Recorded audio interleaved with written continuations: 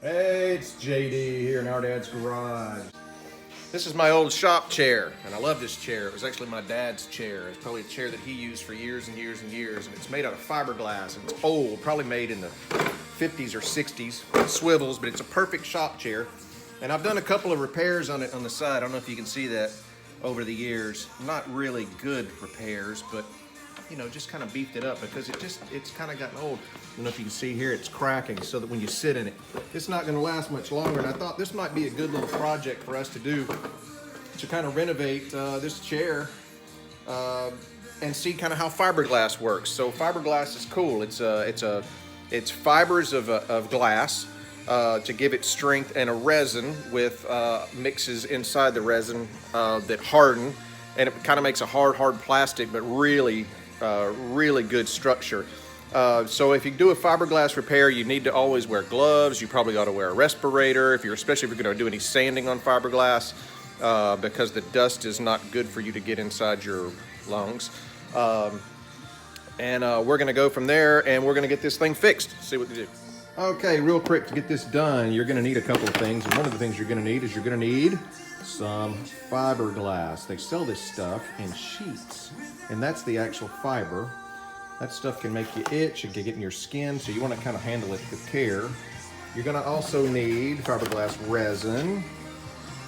Fiberglass resin is two-part. It's a resin part, and it's also got a hardener, so I'll kind of keep all this together in one little tote.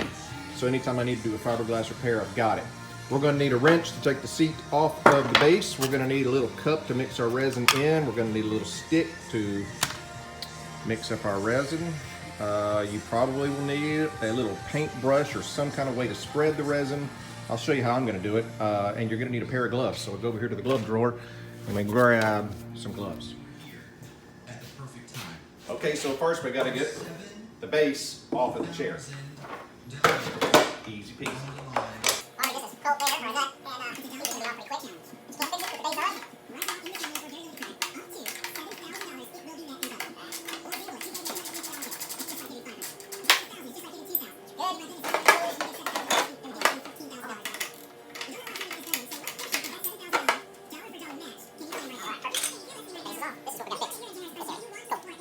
Okay, so we're going to do a little bit of sanding on fiberglass, and you don't want to do that unless you've got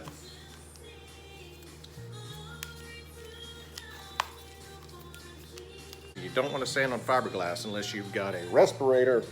So we'll put that on first. And the idea here is you're going to have to get all of this area here scuffed up to accept the new resin.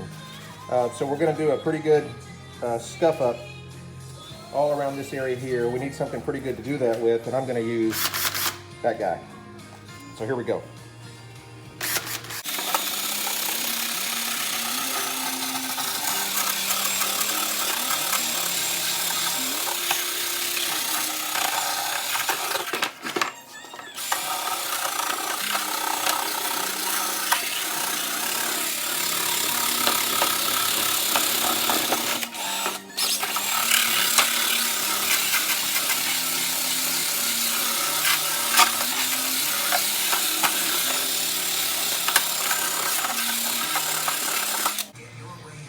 Clean that off a little bit.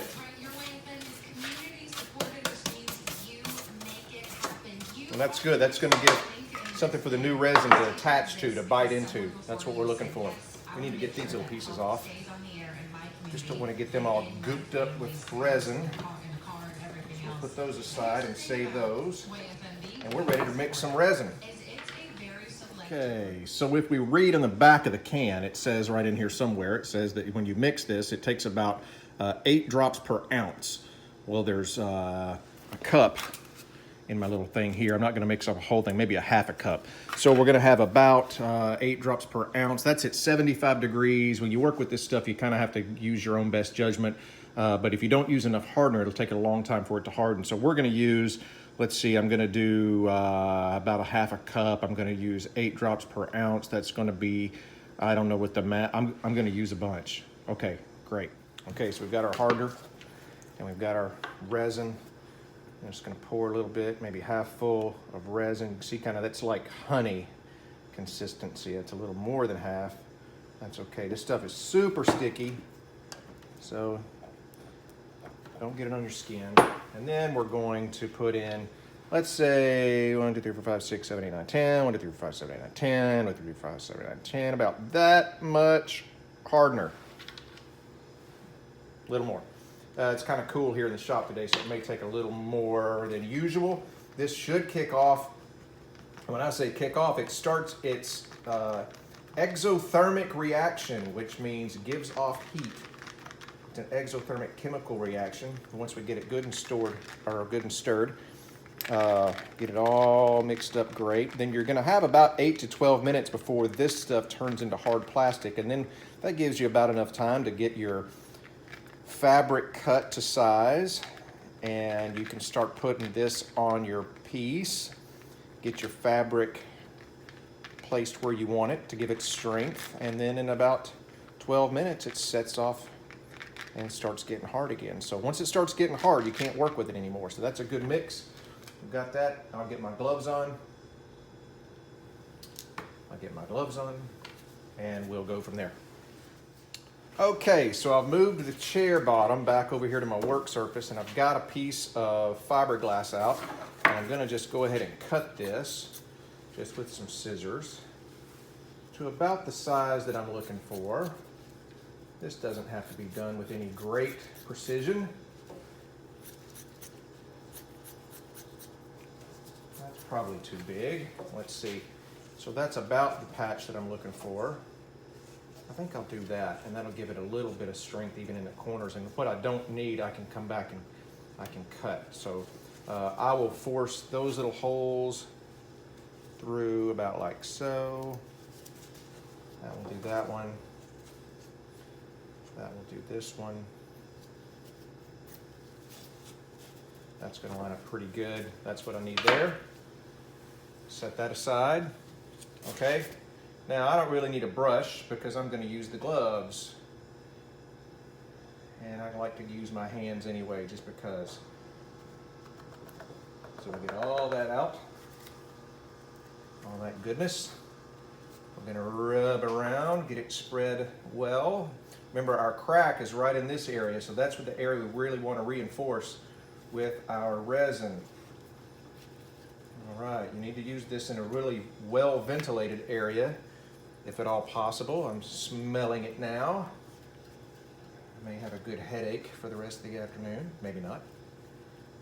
Let's get all of that in there. Now let's go back to our fiberglass piece. This is going to lay in here, and that's going to absorb the resin underneath it, which will bond it to the piece below it. Make it super strong, and that's going to ooze up through that fiber. See how it's all kind of saturating out now. I don't worry too much about the ends or the edges of it because I'm going to come back and I'm going to feather that out anyway, so all of this will be sanded out. I don't really have to worry about all that. I just want to make sure there's no air pockets under here.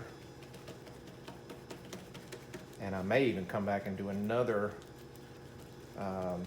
layer once this cures, just to get a really good, strong cure and bond and that fiberglass reinforcement to the bottom of this chair. That's what I'm looking for. So we get all the little air bubbles out, and that looks pretty good. And we just let that cure. And that, get my glove off and get this stopped. And while this is curing, I think what I'll do is I'll go ahead and mix up one more round.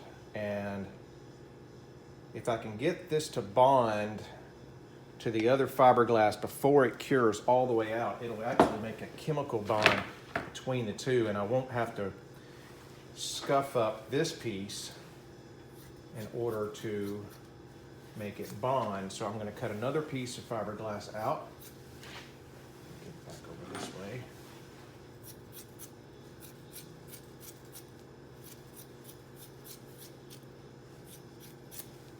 Another piece of fiberglass. That's going to make it super strong there.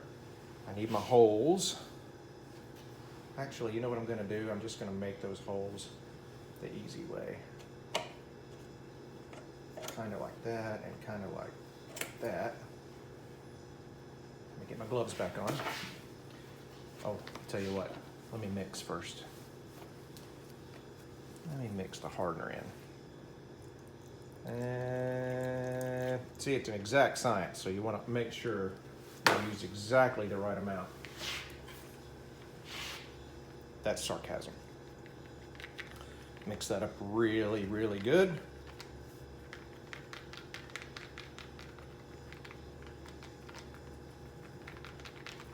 I like to use these little cups. I think Brittany gets them at Costco. But man, if you've got stuff like this in the shop all the time, you've always got something.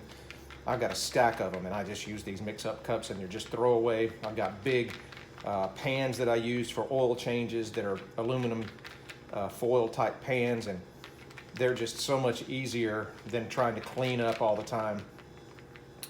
Probably not the most environmentally friendly thing to do, but that's the way I like to do it. Hold on, let me grab 2 more gloves.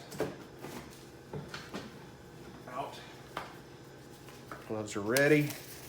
I think the first is getting kind of tacky. That's what we're looking for. We're going to create 1 more layer of strength in this fiberglass repair. And I think we'll be in pretty good shape going forward. So we'll make a pretty good thick pour on top, just like so. Get it all out and come back in and work it through the fibers of that fiberglass.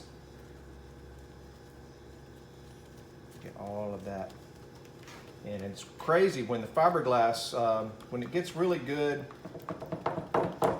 when it starts to soak in well, everything becomes translucent. And that's when you know you've got good adhesion and you've got good coverage, because you can almost see through it. It becomes kind of glass-like. Fiberglass is a glass.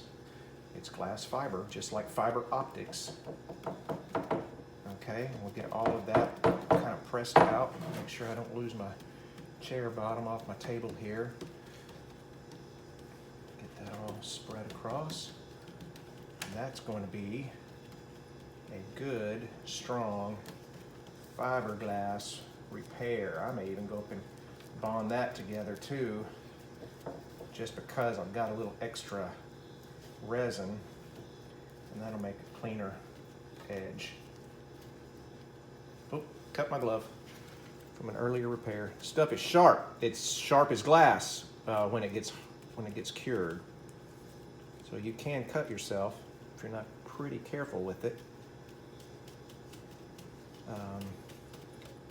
Although I don't think you will. All right, that's pretty good. Deglove here and come back in a minute. Okay, so I even went back, mixed up another batch of the resin, and put down 1 more layer, and then I had this small little piece here left over, and I laid that right over the crack.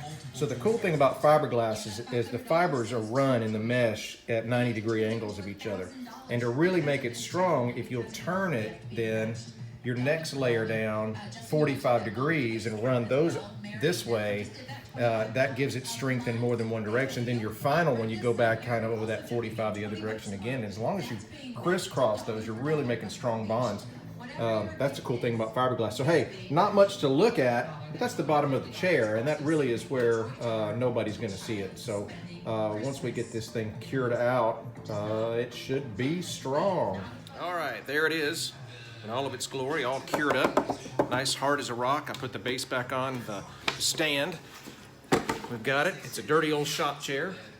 You know, that's been around a long, long time. It's going to have some scars, battle scars there. I don't really mind those so much, but I didn't want it to break altogether. You can tell now it's very rigid. And let's see. Yeah, swivel works. Works good. Good shop chair. So that's Fiberglass Repair 101. Pretty easy stuff. If you got any questions, comment below. And don't forget to like and share.